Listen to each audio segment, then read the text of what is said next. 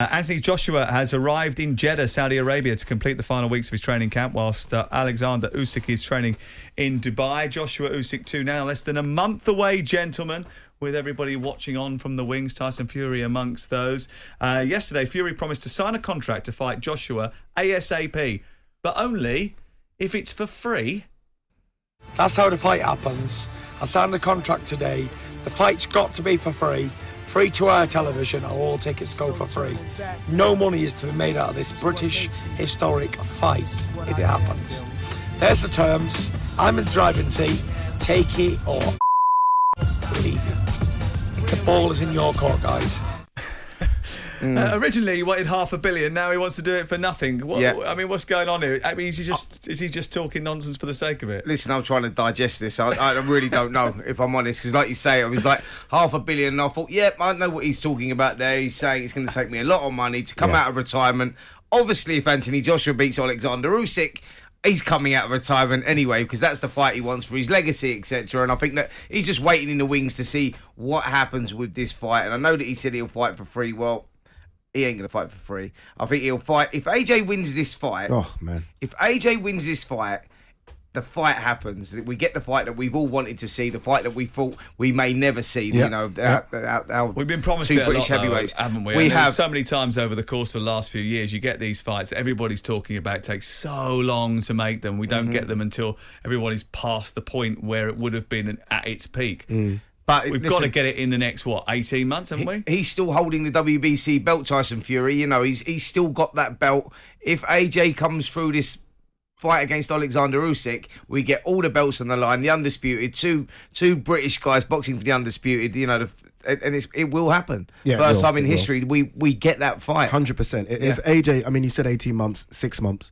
If AJ beats Usyk, then it's all systems go immediately for AJ Fury. They were close that quick. Yeah, they were very close for AJ Fury in the summer until Deontay Wilder sort of jumped in the middle. And we could see that before Christmas. That was because of the clause in the contract. Yeah, we could see it before Christmas. We could see it before Christmas. I think it happens before Christmas. If AJ comes through, please God that he does come through. Oh, tough ask. I've already started the prayers. Tough ask, but please, same, mate. I was going to say, what are the chances that Usyk spoils this for everybody by winning the fight? There's huge chances. There's huge chances that Usyk, rips up the script for the fight that everyone's wanted to see. Alexander Usyk he's a tough guy to beat. If you go back to that last fight against Anthony Joshua, I was there at ringside there in Tottenham Stadium, and I think Joshua was hurting about the third round, and he was proper hurt. And then you went, wow, now we got big problems. Not only has Alexander Usyk got a better boxing IQ than Anthony Joshua, but he can hurt him as well. And then we got to the stage where we get into the back end of the fight where Anthony Joshua really went into survival mode. It looked like he just wanted to see the final bell, because Usyk was doing pretty much as he pleased in there, and he was sort of like, working. And in the 12th round was a very tough round for Anthony Joshua. So he's got a lot of demons to get over going into this contest, because he's got to put all that behind him. And what happens is, Crookie, when them ring lights come on, bang, and it's there. This is where the fight can be won and lost. When you do that ring walk, you've got to get rid of all the demons that happened, because the last time they were in the ring, and he's got to execute a new game plan. And that's the big question. Can he execute that game plan? Because he'll be sitting at home, Anthony Joshua, going, right, I know what I've got to do. I do it? But can he do it? Because I think that he's got the tools to do it. He's got the attributes to do it. He's big, he's explosive, he's athletic. But putting it into action is going to be a difficult job, And if Alexander Usyk gets into any sort of rhythm and gets into a rhythm early, it's going to be a tough night for AJ. But we look at it from AJ's point of view, because obviously on these shores, what we want to see is that huge super fight. But if you're from the outside looking in, Alexander Usyk's story is just as good, isn't it? Yeah, look, I mean, obviously what's going on in Ukraine as well, but just if you park that for a second and just look at his fighting ability, this is an Olympic gold medalist. His amateur record is one of the best for any professional. Joshua, really, didn't he? He's an incredible fighter, and that's what I want the listeners to understand as well. Forget this David versus Goliath thing, because AJ's not actually that much bigger physically than Alexander Usyk. He's a big heavyweight as well now, Usyk. He's 16 and a half. He's a big guy. But he's so good. Like, he really is. Technically and tactically. That's why he's the pound-for-pound number one fighter on the planet right now. He's that good. But this is what stories are made of. You want that Rocky moment. If AJ wins against someone that we're all lauding as the greatest fighter out there right now, if he can put that guy on his backside, then, I mean, you might as well mortgage your houses for AJ Fury tickets. 'Cause it's going to cost that much. Absolutely. Because that then is the biggest thing we've ever seen over here. Well, I thought it was all going to be for free. They're prize fighters. What's the prize? What's the prize? The prize is big money. He'll be getting a lot of DMs, Tyson Fury, if if AJ does win that one, won't he?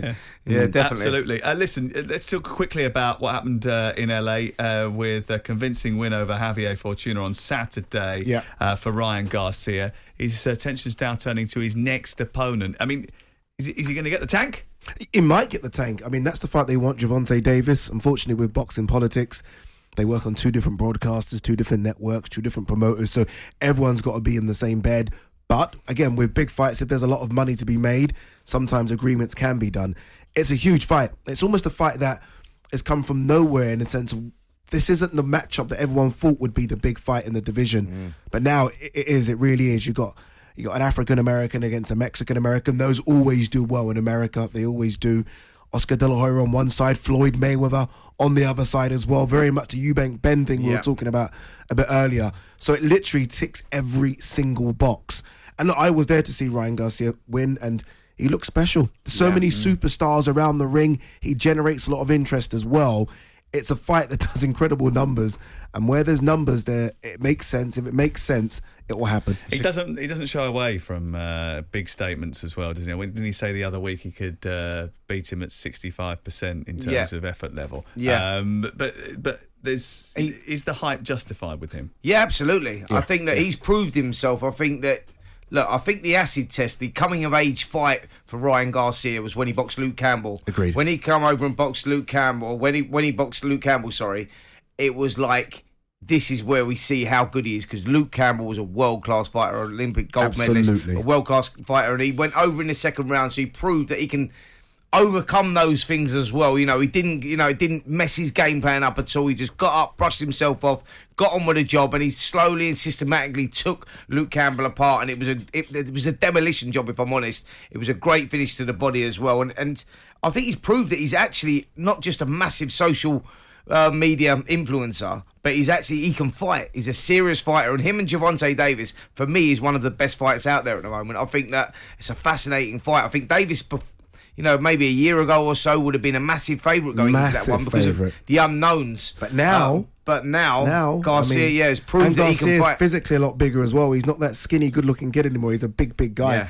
So, I think it makes for an absolutely great fight. And we'll see if it happens. Again, boxing politics. What, Crookie, you want to ask a boxing question? No, you just had to chuck in social media influencer again. Oh, yeah. Is that the name of the show? Yes. I saw you moving around in your seat. I wasn't quite sure. So uncomfortable about it. Or someone else has got a TikTok account. This is ridiculous. Yeah. He's going to be well upset when he sees the Ofcom figures a little bit later Can I on. just say, when I'm they're not against releasing TikTok, by the way. 24% of all kids now have taken an increase in My TikTok daughter is one of news those. consumption rather than traditional news media like YouTube, apparently. Yeah. Crookie, I did notice you getting a little bit edgy there when I'm mentioning this social media. Yeah, It's only because Sam gave me a look. Taking any pictures today yourself? Probably not. Not a good idea. No, you've done a few. Yeah, we did, and you were on the phone. You couldn't even get them. off the phone Yeah. halfway through us taking a picture. Outrageous, Yeah. really. Always working. We'll post them to this thing called Instagram. You might have heard of it. Yeah. He uses it. Don't you worry about that. When it suits him, that is for sure. Quick word on Clarissa Shields and Savannah Marshall. That's on September the 10th. We've only got a minute or so left. Yeah. But this is Shields putting everything on the line, isn't it? Yeah, absolutely. But she's willing to do that. She wants to get revenge. Savannah Marshall beat her in 2012 in the World Championships, and that's always got to Clarissa Shields. She's come over here. She come over actually in February on the Eubanks Liam Williams fight. She was over to see Savannah Marshall.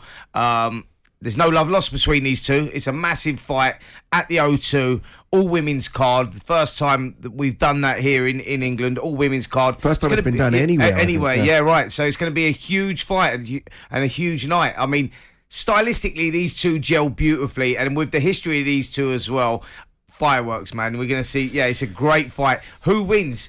Clarissa Shields will probably start slight favourite, maybe. I'm not sure because of the victory over Savannah, but A lot of people are tipping Savannah to knock Clarissa out in this fight. It's an interesting one, intriguing one. Intriguing indeed. We'll talk about it a lot more over the coming weeks when Spencer comes back into the studio for us every Thursday. Is it Thursday today? I can't even work out. Is it Thursday? Thursday. It is Thursday, mate. Spencer Oliver's boxing hour, 12 till 1. 12 till 1. Yeah. Andy, thank you very much for coming. Cheers, Great to thanks see a lot. you. See you Thanks a lot. soon. And to Spencer. Pleasure, Crookie, we'll see guys. you in the morning. See you tomorrow. Look Yeah, forward to it. looking forward to it. Yeah, it'll be good. And stay off that social media, Crookie. Don't do it, Chris. Won't be going near it. Well, Don't get involved. Don't take any pictures of yourself on your private train on the way home.